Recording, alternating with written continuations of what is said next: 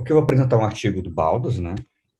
Foi publicado numa revista grega, e essa revista falava sobre a filosofia e o direito no mundo antigo, né? Então, que além do próprio direito romano, no final ele também tinha uns recortes assim de filosofia, mas eu dei mais ênfase aqui no direito romano.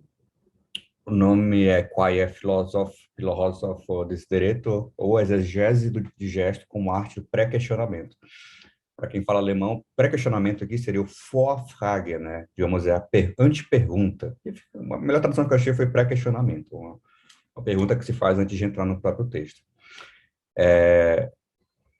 Certo, vamos lá. Iniciando, o Baldos ele vai trazer aqui, para os brasileiros aqui, ou então quem está no Brasil, pelo menos para mim foi o caso, a gente tem uma imagem muito ruim quando escuta falar exegese. Parece aquele pessoal lá do início do século XIX que só pegava a lei, Ctrl+C, Ctrl+V, fazia algo super mecânico.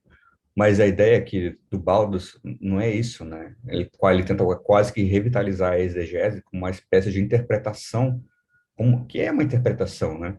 Eu perguntei para ele, ele diferencia a hermenêutica da exegese, né? Pelo menos na Alemanha, a hermenêutica é mais no sentido filosófico, o Gadamer, Schleiermacher, e pessoal, e a exegese está mais do Auslegung, né? Que é a interpretação. O Auslegen no alemão legen é colocar, aus é fora, né? Então é como se a gente tirasse algo, no caso aqui do próprio texto. Eu não abrangi 100% o artigo, um artigo muito rico, muito cheio de referências, mas eu tentei pegar o essencial dele. Certo, vamos lá. Aqui eu trouxe uma tirinha, né? Uma tirinha não, uma coisa do Alice no País das Maravilhas, que talvez vai elucidar um pouco no final. A Alice pergunta: você pode me ajudar? O gato: sim, pois não. Para onde vai essa estrada? O gato: para onde você quer ir? Eu não sei, estou perdida. O gato: para quem não sabe onde vai, qualquer caminho serve. No final dessa apresentação, vocês vão entender porque eu botei isso aqui e entender que não é 100% como o gato pensa, a exegese, né? Ela tem uma certa diferença, mas isso é algo principal da questão da pré-pergunta: para onde eu estou querendo ir, né? Introdução, primeira parte do artigo. Eu baseei a divisão conforme os subtópicos do artigo. Ele fala que a filosofia não é o grande foco do gesto, né? O gesto não foi feito para casos abstratos, mas em casos concretos, dentro da casuística. Mas a filosofia é importante também para a interpretação do gesto. E essa utilidade que ela traz acontece tradicionalmente pelo uso da exegese, que, querendo ou não, a gente chega numa parte filosófica, ainda que fique mais dentro da técnica aqui, né? A gente não vai entrar nada de Gadamer, nada assim de fusão de horizontes, mas pelo próprio método que se traz da filosofia, ela é importante para a interpretação. O Baldus fala que um jurista na Roma Antiga, ele respondia, ele dava pareceres, né? Usa seu responsum. E o Baldus hoje acredita que só se chama o júri romanista um completo quando ele pratica a exegese, quando o leitor das fontes romanas pratica a exegese, ou seja, a interpretação direta dos fragmentos do gesto. E por que isso é importante? Porque é claro que nós temos vários autores incríveis de direito romano, Max Caser, Becher, Moreira Alves, mas todos eles acabam sendo fontes secundárias, né? Claro que eu não vou discordar do Moreira Alves assim logo de cara, porque eles têm um peso argumentativo muito grande. Mas ler o texto diretamente é o que eles chamam de a chave para a liberdade. A gente lendo o texto e tendo as próprias conclusões é a única forma que a gente realmente vai poder compreender. Por mais que o Moreira Alves diga com todas as palavras que tal coisa é assim, tal instituto de direito romano é assim, somente quando nós mesmos vamos lá, pegamos aquele fragmento, lemos ele, comparamos com outros, é que nós conseguimos ser livres, né? A gente tem uma atividade intelectual livre. E aqui a liberdade ela vem pelo método, ou seja, pela forma em que eu pratico essa interpretação. A forma ela vai prevenir conclusões precipitadas, ou seja, a gente vai ter uma série de passos para interpretar algo, o que tiraria uma possibilidade de eu dizer logo, tal coisa é assim, tal coisa, o resultado é A, o resultado é B, o resultado é C. Não, a gente tem várias camadas de, digamos, de filtro para tentar dizer como interpretar, né? Qual a conclusão a gente deve tirar disso. Ele fala que na Alemanha a tradição é assim, se lê o texto, se faz uma própria tradução, se analisa os juristas desse fragmento, né? Às vezes pode ser só um jurista, mas pode ser um jurista citando o outro também. Se pergunta pela interpolação, se há indícios de interpolação, e se compara com o direito atual. Essa é a forma praticamente utilizada na Alemanha para a exegese, né? Esse é o método para, digamos, em vez de só ler o texto e já tirar uma conclusão, lê, traduz, analisa qual era a ideia do jurista, o Peano mais filósofo, o Céfalo é mais direito das sucessões, ver se essa questão, se as palavras utilizadas por eles realmente correspondem àquela época, né? Porque esse instituto realmente corresponde à época do Peano, foi colocado depois pelos compiladores, e no final se compara com o direito atual, né? No direito válido, válido no sentido de hoje. Isso, a interpretação, ele chama de uma as, no sentido romano, techne, no sentido grego. Dá para se praticar, mas é algo que está sempre, algo sempre que vem a ser praticado novamente. Só se aprende praticando, e só o praticado no fim, ele é útil, ele é hábil. E essa interpretação, essa arte da interpretação, ou como qualquer outra técnica, né, como qualquer outra arte, ela deixa traços subjetivos. Então, se eu e o Vitor, a gente tentar interpretar os mesmos fragmentos, muito provavelmente a gente vai chegar a conclusões, embora parecidas, mas a gente vai deixar uma marca do Bruno e do Vitor em cada uma dessas conclusões que a gente teve. Isso pode, sei lá, se comparar a fazer uma obra de arte, né? Por mais que a gente tente fazer a mesma coisa, de forma idêntica, vai ter um traço subjetivo ali. E às vezes até mesmo do momento, porque sabe, daqui a 5 anos, se eu ler o mesmo fragmento, eu tenho uma outra forma, né, sai ali, alguns outros traços, outras características. Esse praticado ele deve ser continuamente colocado em prática, ou seja, não é porque eu interpretei alguma vez e falo está interpretado, já foi, ele nunca está 100% pronto. Isso é a prova de que ainda existe direito romano hoje, o estudo do direito romano, porque continuamente é necessário reinterpretar as coisas, né? O que a gente vê. Senão já foi interpretado lá pelo acurso e desde então a gente só aplica. Não, ele está sempre sendo reaplicado, reinterpretado, e provavelmente vai ser assim para sempre. Não sei se a gente vai chegar ao final da história do direito romano, provavelmente não. Os novos desafios. Baldo fala que é essencial saber latim para a exegese do digesto, por mais que a gente tenha bons tradutores em várias línguas, né? Português a gente precisa melhorar um pouco, mas em outras línguas, italiano e alemão principalmente, tem boas traduções. Somente quando a gente sabe a língua, que consequentemente a gente sabe a cultura e os usos, né, de como aquela palavra, em que contexto ela era utilizada além do fragmento, é só assim que a gente consegue ter uma interpretação significativa. E os métodos também são sujeitos à influência dos tempos. O Arcúcio não interpretava igual o Zavini, que não interpreta igual o Baldus. Cada um deles tem pressupostos hoje diferentes um do outro. Isso é o que muda, embora o texto seja o mesmo, esses pré-questionamentos, né, os pressupostos da interpretação, eles vão mudando. E é por isso que a gente vai tendo novas interpretações do mesmo texto. A exegese do digesto como pré-questionamento. Lembrando que é a Vorfrage, a pré-pergunta. A exegese, ela serve a si mesma, isso quer dizer, por quê? Porque ela busca, ela mesma coloca os critérios, e com esses critérios ela vai atrás do que ela quer.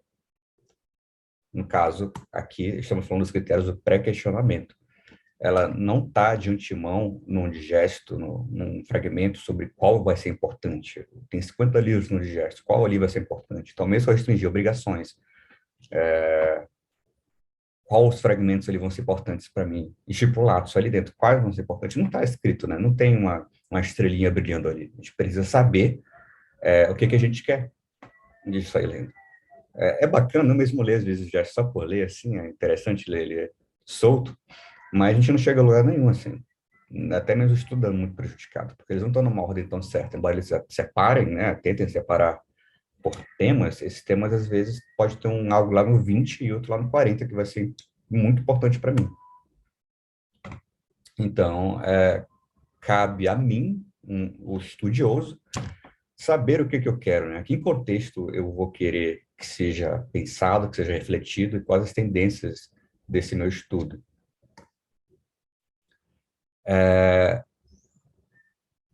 Mas essa arte é requisito para se poder trabalhar fragmentos com finalidade específica, os quais foram colocados em conjunto sobre um determinado aspecto. Ou seja, eu tento trabalhar qual o conceito de débito em cévula, por exemplo, qual é o conceito de arbitrium bonwiri em cévula, ou piano, algum outro. Eu tenho uma finalidade aqui. Como a exegese ela serve a si mesma, ela mesma coloca as regras do jogo. Eu tento analisar sobre esses aspectos que eu coloquei, esses pré-questionamentos, e extrair algo de lá. Escolher um assunto é necessário e necessariamente sujeito a erros. Quem não pode, eu errei, tem vários erros de português nesse slide, peço desculpa. Quem não pode viver com isso não deveria se ocupar com textos históricos. O que o Baldos fala aqui? Que apesar de ser importante a gente botar essas regras do jogo antes de interpretar, a gente nem sempre vai conseguir o que a gente quer. Por exemplo, eu quero saber o conceito de débito e cévula. Não necessariamente no fim da minha interpretação eu vou conseguir ter alcançado isso. Eu posso até alcançar outras coisas. É sempre algo sujeito a erros. As minhas próprios pré-questionamentos, o que eu fiz, eles podem ser totalmente, no final, irrelevantes ou errôneos, ou seja, eu já comecei errado, mas, do ponto de vista do estudo, né, isso até, mesmo errando, já se aprende, né? Mas que a gente tem que ter ideia, mesmo a gente restringindo o que a gente quer no gesto, no estudo de um certo tema, ele não vai ser algo perfeito. Não dá para escolher assim qual conceito de ação tal autor e achar que eu vou sair de lá aqui com um conceito na minha mão, certinho, não. Posso vir de lá com outra coisa, absolutamente, ou então achar, perceber que isso nem existe, por aí vai. Ele traz 3 pontos, né, 3 pré-questionamentos essenciais na exegese do gesto. Primeiro, o dogmático histórico. O que esse conceito significa para esse jurista ou para essa escola? O gesto não é exatamente um sistema, mas de vez ou outra é possível observar certos padrões dentro de um pensamento de um mesmo jurista ou de uma escola, né, como os sabinianos, os procolianos. Então, essa questão dogmática é importante. Segunda, histórico geral. Como o contexto histórico e concepções filosóficas influenciaram o jurista? Como o contexto político da época influenciou o jurista a ter esse pensamento? Como a economia da época levou com que ele tivesse essas ideias? O próprio florescimento da jurisprudência clássica, como a gente conhece, muitas vezes apontado como a causa desse florescimento, florescimento econômico e a estabilidade da Pax Romana, ou seja, um grande florescimento de troca de mercadorias, mas, é claro, sempre em tensão com um principado cada vez maior dos imperadores. O Baldo cita aqui, por exemplo, o vinho, né? Se eu vou estudar como é a venda de vinhos, a compra e venda de vinhos no direito romano, eu tenho que saber como se funcionava, como é que eles vendiam os vinhos. Eram em ânforas, eram em garrafas, como era o consumo de vinho na Itália ou na Grécia, como era o transporte de vinho, como era o cultivo de vinho, e qual era a visão do vinho culturalmente falando nessa sociedade. Não dava para só eu pegar aqui um contrato de compra e venda de vinho, né, que é bem regulado em algumas partes do digesto. E o último que ele fala, que é o mais difícil, é o histórico textual. Há interpolações? O que sabemos sobre o escritor e como os compiladores o trabalharam? Isso aqui é muito difícil saber, né? 100%, é claro que em alguns momentos é óbvio que ele teve uma interpolação, mas em outros pontos fica difícil de saber. A gente já passou daquela época de caça interpolações, que tudo é interpolação, né? Na dúvida, é interpolação. Hoje não, já tem que ter um senso muito mais aguçado para dizer se é ou não. Então, quase todo o estudo que a gente vai fazer, a gente vai ter que passar pela pergunta se esse texto foi interpolado, se mudou, ou seja, foi realmente o piano que disse isso aqui. É chato pensar isso, né? Mas a gente tem que fazer esse pensamento que talvez aquilo tudo não seja tão sólido quanto a gente pensa. O recorte da cadeia de pré-questionamentos. O pensamento em círculo, ou tautologias, elas estão sempre presentes aqui. E, às vezes, o máximo que a gente vai conseguir na interpretação é plausibilidade. É plausível que tal autor pensasse isso.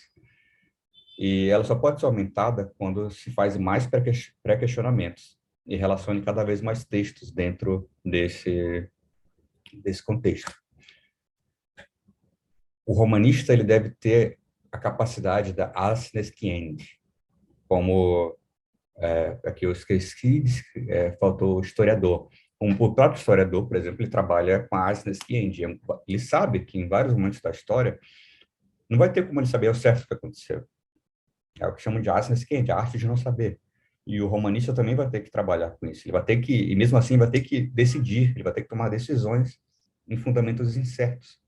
Então, nesse ponto específico, dos históricos, era o que está escrito aqui, nesse momento específico, os romanistas se assemelham aos historiadores. Acho que nesse isso é muito importante para a gente, né? A arte de não saber. A redução da incerteza, quando a gente faz um recorte dos pré-questionamentos, por um lado, o pré-questionamento vai ajudar a gente a traçar um caminho, mas com o tempo a gente tem que ir recortando eles para chegar a uma conclusão mais exata. A gente tem que ir filtrando o que eu quero ali. Isso porque a gente tem escassez de recursos, tanto atuais, por exemplo, eu nem tenho biblioteca de romano aqui em Belém, mas mesmo as mais evoluídas do mundo, em Roma, na Alemanha, os recursos são escassos. Então, a gente tem que priorizar os caminhos que a gente vai querer nisso, né? Não adianta eu querer abraçar o mundo, porque eu não vou conseguir. O Baltus fala, por exemplo, de se buscar a definição de caso no direito romano. Se pesquisar isso na Amanuenses, dá mais de 9.000 aparições dessa palavra. É totalmente realista tentar definir isso, né? E ele cita a navalha de Ockham. Para quem não sabe, a navalha de Ockham é aquela ideia de que se uma coisa pode ser explicada da mesma forma, de um jeito fácil, de um jeito difícil, a gente escolhe o jeito mais fácil, né? O jeito mais prático. Aqui a gente tem que avaliar mais o texto e botar menos imputações extratextuais, fora do que eu tenho ali no fragmento, e ficar o máximo possível nele, né? Quando eu iniciar esse recorte das coisas. Antes a gente tem os pré-questionamentos, mas quando a gente começa a saber o que, mais ou menos, o que a gente está querendo decidir, a gente tem que fazer no filtro. Ele compara isso com a navalha de Ockham. Constantia. Ele fala que isso tudo se resume à palavra constante em latim, de dignidade, paciência e consequência. É constante, é isso que um jurista ele precisa ter, isso que um romanista precisa ter ao interpretar os textos do digesto, porque não vai ser fácil, em alguns momentos vai ser até chato, né? Tanta coisa que a gente tem para ver, tantas comparações, tantos pontos a serem ligados, que a gente tem que ter a constância. E aqui vamos treinar um pouco. Ele traz esse acerto no, no artigo. Em latim, e em português a tradução é minha, uma tradução meio misturada do alemão e do latim, né? Dependendo do que eu estava entendendo melhor. Quando um vendedor alegou algo sobre o escravo e o comprador manejação de que ele não seria assim, então o comprador pode agir com ação redibitória ou estimatória. Por exemplo, se o vendedor alegou que o escravo seria de confiança, trabalhador, ágil ou vigilante, ou ele adquiriria por meio de economia um produto especial, e na verdade é de pouca confiança, arrogante, lerdo, sonolento, preguiçoso, audaz ou guloso. Deve ser considerado que aquilo que alegou o vendedor não é requisitado sem limites, mas com determinada medida. Então não ocorre, se ele alegasse que o escravo seria confiante, exatamente a dignidade e a confiança que se exige de um filósofo. E se alegasse que o escravo seria ativo ou vigilante, que ele trabalharia dia e noite. Pelo contrário, isso tudo deve ser exigido dentro dos limites da boa-fé. Da mesma forma, entendemos outras alegações do vendedor. O que a gente tem aqui? Possíveis pré-questionamentos. Qual era a imagem de um filósofo na época do Gaio? que ele fala, ele traz para a gente aqui. É, a gravidade, né, a seriedade, a constância, a fieldade, a constância, fidelidade, constância pode significar muitas coisas em latim, que se exigiria de um filósofo, se desejaria de um filósofo. Então, qual era a imagem de filósofo, já que ele está falando isso aqui? E esse tinha uma imagem como realmente eram os filósofos. Havia uma divergência publicamente percebida entre as características de fato e o que era esperado deles, dos filósofos. Como se poderia descobrir algo por meio dessas relações? O que significa aqui gravitas, no caso, a seriedade, a aparição de gravitas geralmente é associada aos senadores, né? Quando ele chega no Senado, ele tem que ter gravitas, tem que ter alguma palavra bem brasileira para falar isso. Assim, ele tem que marcar presença, assim.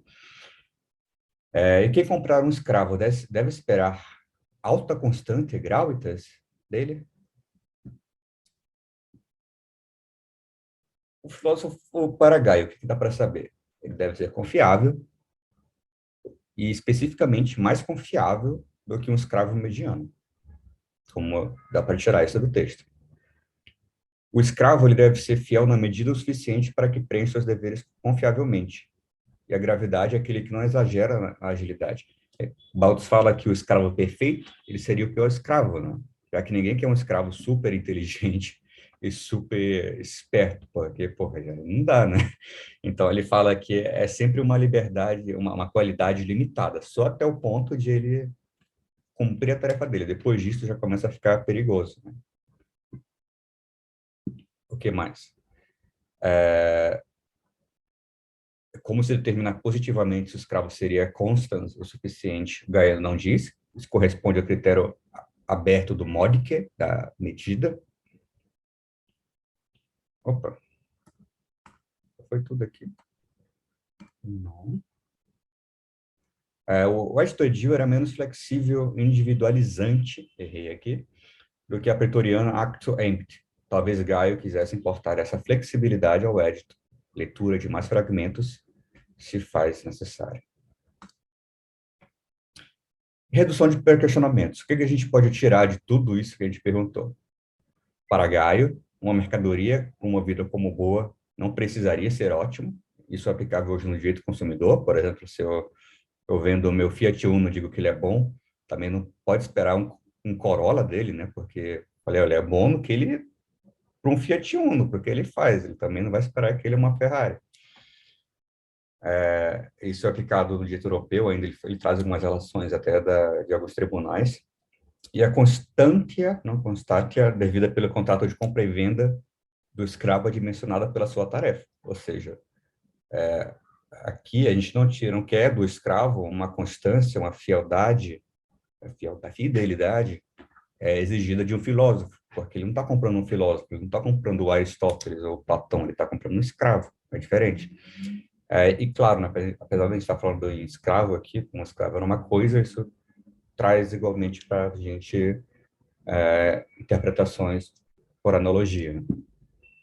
No final, eu perguntei para o Baldos, né? Eu falei que ia apresentar, até convidei ele, mas o Baldos ele é super popstar, ele está sempre assim, ele fala Ausgebucht, né? Que é